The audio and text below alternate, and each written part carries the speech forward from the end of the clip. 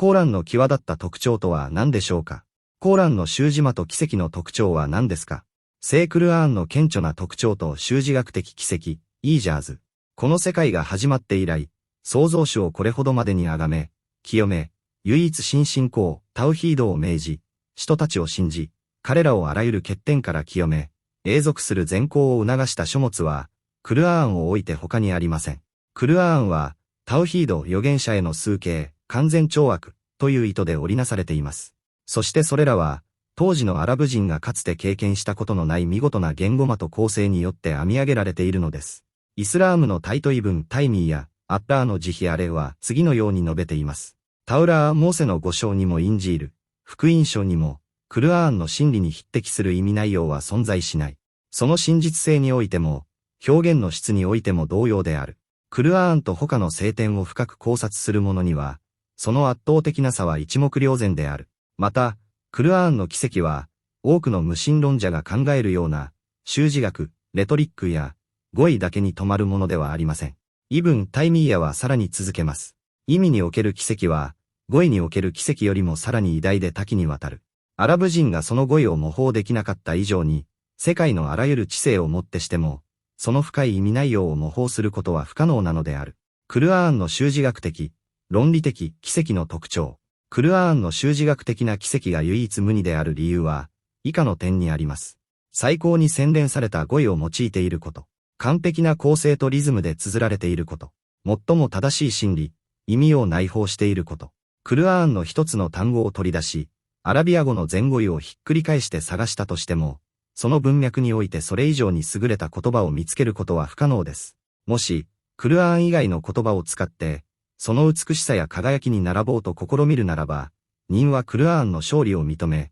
自らの無力を悟ることになるでしょう。簡潔さと深い意味の調和、具体例。例えば、次の聖句における言葉の簡潔さと、意味の緻密さ、そして言葉の調和を見てください。そして言われた。地よ、汝の水を飲み込め。天よ、控えよ、水は引き、地、裁きは決した。船は、ジューディ山の上に止まり、そして言われた。不義の民に災いあれと。フード書44節。また、ヨセフ書における驚異的な簡潔さを見てください。彼、兄たちが彼、弟について絶望したとき、彼らは密談、ナジーヤーのために席を外した。ハラスー。ユースフ書80節。ここでの、ハラスーナジーヤーという表現は、他者を交えず、彼らだけで集まって密かに相談したという意味を一瞬で伝えています。これほど短く、かつ同じ意味を完璧に補完する表現を、どんな無神論者も作り出すことはできないでしょう。さらに、次の聖句を見てください。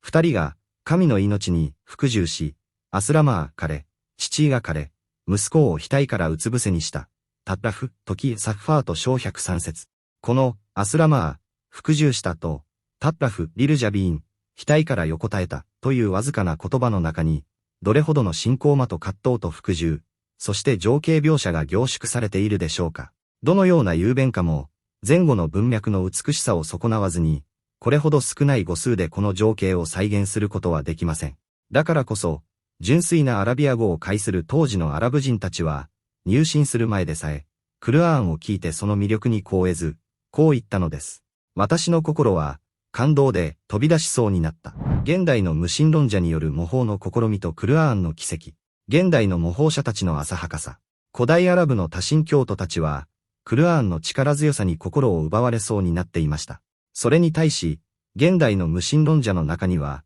アラビア語を正しく話すことさえままならないにもかかわらず、クルアーンの語彙や表現、文体だけを拝借して、クルアーンを模倣しようとする者がいます。もし当時の多神教徒の巨匠たちやジャヒリーや、無名時代の詩人たちが、クルアーンへの挑戦がこのような方法で行われると知ったなら、あまりの情けなさに噴死したかもしれません。彼らはクルアーンの表現を単に真似ているに過ぎません。これは果たして、挑戦と呼べるのでしょうか。クルアーンに挑むのであれば、単なる滑稽な模倣ではなく、クルアーンがもたらしたような、全く新しい、言語魔と体系を提示しなければならないはずです。例えるなら、ダ・ヴィンチのモナ・リザに挑戦すると言いながら、本物のモナ・リザに勝手に髪の色を塗って、ダ・ヴィンチのモナ・リザを超えたと豪語するようなものです。ダ・ヴィンチがこれを見たらどう反応するでしょうか。あまりの低俗さに嘲笑するに違いありません。クルアーンに挑むのであれば、シア三分を超越した、クルアーンが引き起こしたような革命的な言語体系を作り出さねばなりません。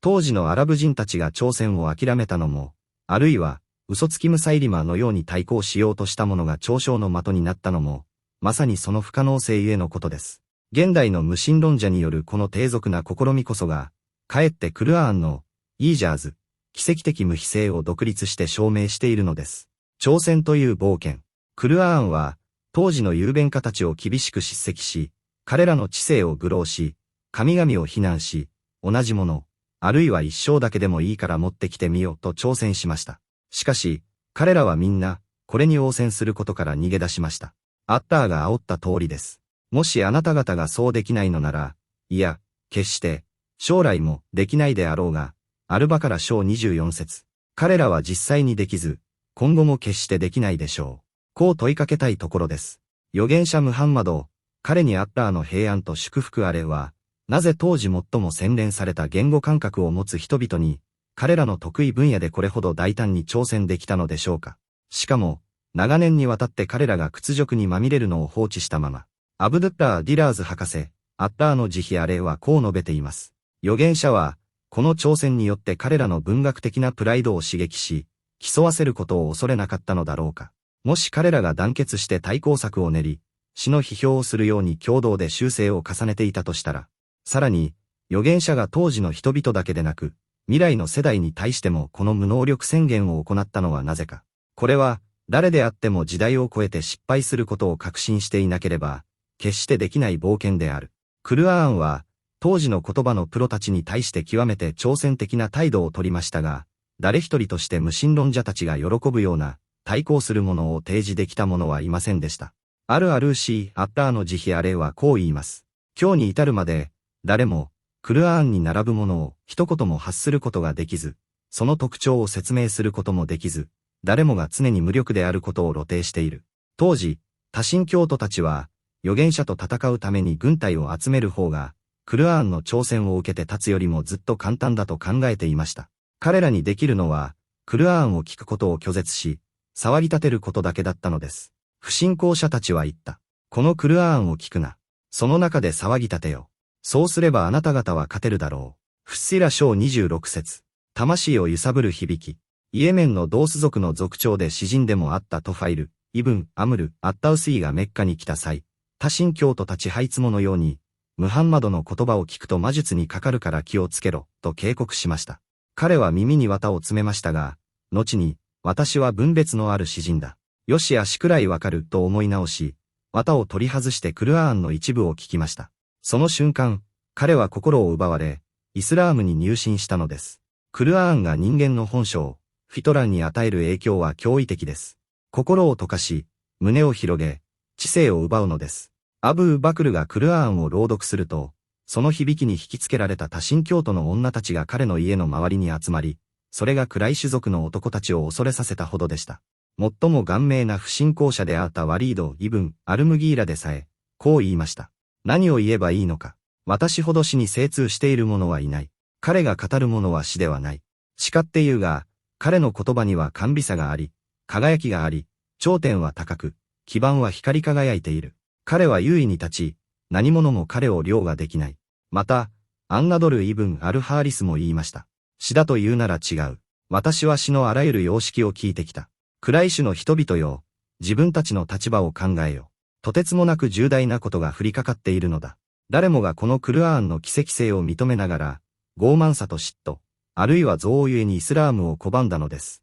彼らは、心ではその真実を知りながら、不当にも傲慢にそれ、印を否定したのである。アンナムル章14節。修辞学以外のクルアーンの奇跡、完璧な構造的整合性、修辞学的な美しさ以外にも、次のような驚異的な奇跡を深く考察してみてください。聖クルアーンは23年という長い歳月をかけて下されました。ある聖句、アーヤはある出来事の際に下され、また別の聖句は全く別の機会に下されました。その際、預言者ムハンマド、彼にあったの平安と祝福あれは啓示の記録官たちにこう命じていました。この聖句を、あの聖句とあの聖句の間に配置しなさい。これらの聖句は、あの章、スーラーのここに入れなさいといった具合です。そして、すべての掲示が完了したとき、人々は驚くべき事実に直面しました。バラバラの時期に下されたはずの聖句が集まったとき、それぞれの章が完璧に独立した一つのまとまり、ユニットをなし、